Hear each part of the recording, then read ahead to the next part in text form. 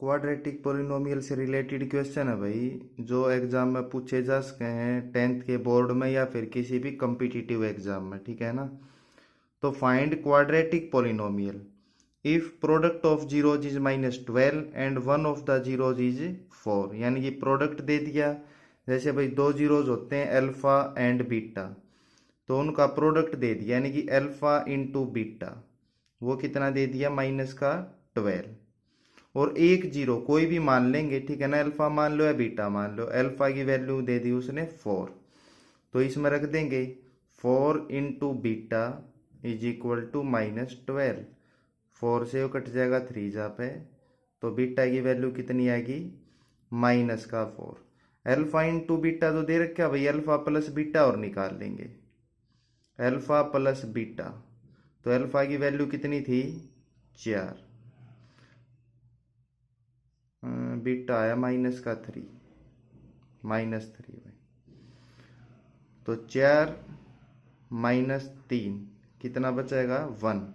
तो कल मैंने बताया था भाई x² minus s x plus p equal to 0, ये होता क्वाड्रेटिक पोलिनोमियल फॉर्म करने का या फाइंड करने का। तो x² माइनस एस का मतलब सम ऑफ जीरोज, जो कि कितना आया 1x, प्लस पी का मतलब प्रोडक्ट, प्रोडक्ट कितना था -12 इक्वल टू 0, यानी कि x² minus x -12 equal to 0, यो आंसर होगा भैया, क्वाड्रेटिक पोलिनोमियल होगा इस।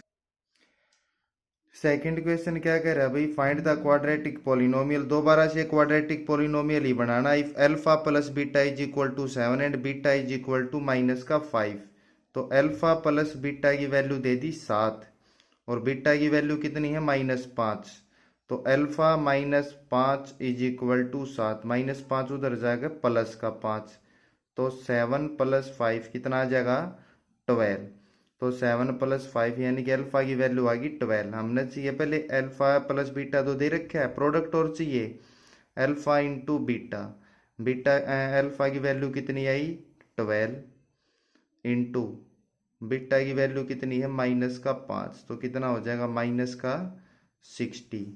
तो क्वाड्रेटिक इक्वेशन का फॉर्म करने का फॉर्मूला क्या है भाई, x² minus s x plus p equal to 0।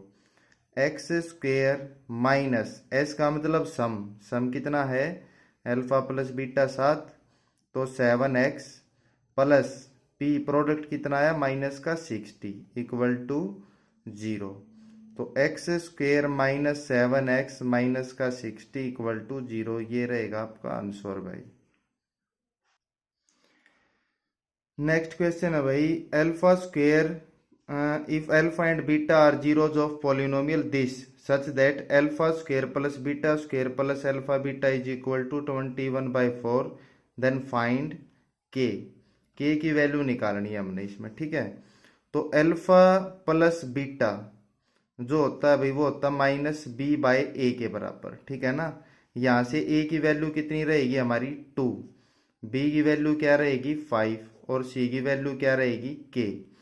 तो अल्फा प्लस बीटा -b/a के बराबर, तो alpha plus beta is equal to minus का b, यानी ये हो जाएगा -5/a की वैल्यू 2, और अल्फा इंटू बीटा अगर हम बात करें तो वो क्या होगा भाई c/a के, तो c कितना है k/2। तो देखो भाई उससे पहले अल्फा प्लस बीटा का अगर मैं होल स्क्वायर करूं, अल्फा प्लस बीटा का अगर मैं होल स्क्वायर कर दूं तो क्या होगा भाई, अल्फा का स्क्वायर प्लस बीटा का स्क्वायर प्लस 2ab, यानी कि 2 अल्फा इंटू बीटा। ठीक है, लेकिन हमारे पास वैल्यू है खाली अल्फा इंटू बीटा। अगर मैं दोनों तरफ अल्फा प्लस बीटा का होल स्क्वायर माइनस इधर भी मैंने कर दिया अल्फा इंटू बीटा, और इधर भी अगर मैं घटा दूं alpha square plus beta square plus 2 alpha beta minus का अल्फा बीटा, तो कोई फर्क पड़ेगा भाई, दोनों तरफ घटा दिया मैंने, ठीक है ना।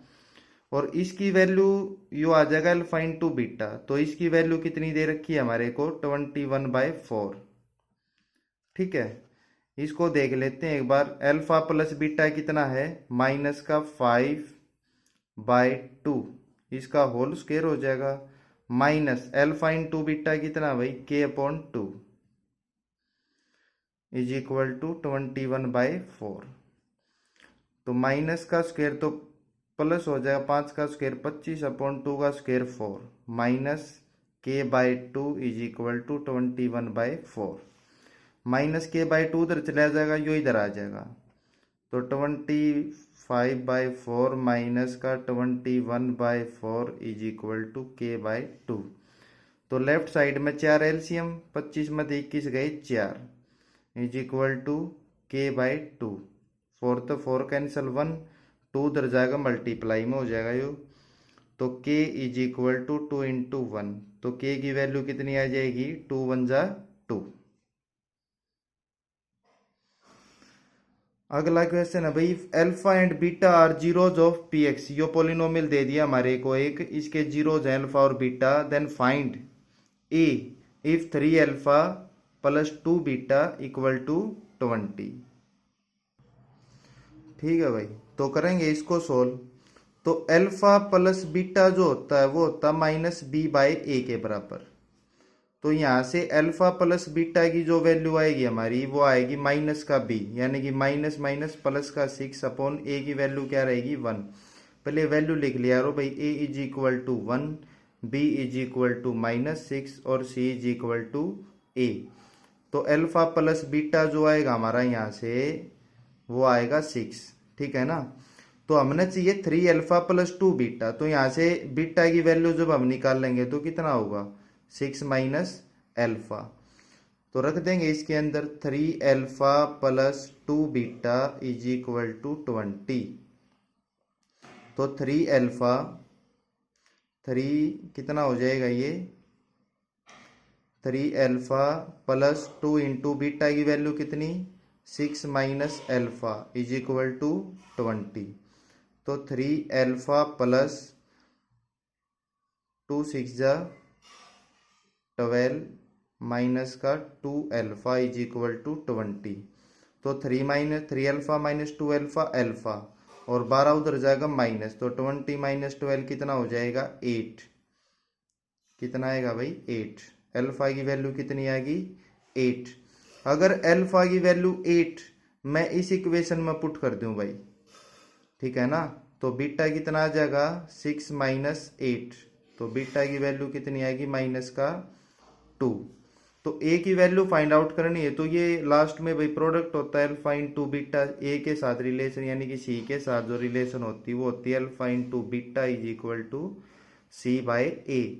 अल्फा की वैल्यू कितनी 8 इंटू बीटा की वैल्यू कितनी माइनस का 2 इज इक्वल टू c कितना a अपॉन a की वैल्यू 1, तो माइनस का 16 इज इक्वल टू a, क्योंकि 1 उधर जाएगा मल्टीप्लाई हो जाएगा, तो 16 1 जा 16, तो a की वैल्यू क्या आएगी भाई हमारी माइनस का 16। If one zeros of the polynomial px this is the reciprocal of the other, find के भाई एक जो जीरो है दूसरे का रेसिप्रोकल है, यानी कि एक अल्फा मान लिया हमने और दूसरा इसका रेसिप्रोकल है, ठीक है ना, वो हो जाएगा 1/अल्फा, ठीक है। तो दोनों का जब हम प्रोडक्ट करेंगे अल्फा इंटू बीटा यानी कि अल्फा इंटू 1/अल्फा इज इक्वल टू होता है c/a के बराबर, ठीक है ना। Alpha into beta is equal to c/a के बराबर होता है। a की वैल्यू कितनी यहाँ पे k+4, b की वैल्यू कितनी है 13 और c की वैल्यू है 4। तो अल्फा तो अल्फा कट गया, 1 इज इक्वल टू c की वैल्यू क्या है 4 अपॉन a की वैल्यू क्या है k+4, k+4 उधर जाएगा मल्टीप्लाई, तो k+4 is equal to 4 plus का 4 उधर जाएगा minus, k is equal to 4 minus 4 is equal to 0, तो k की वैल्यू क्या आएगी यहाँ पे 0।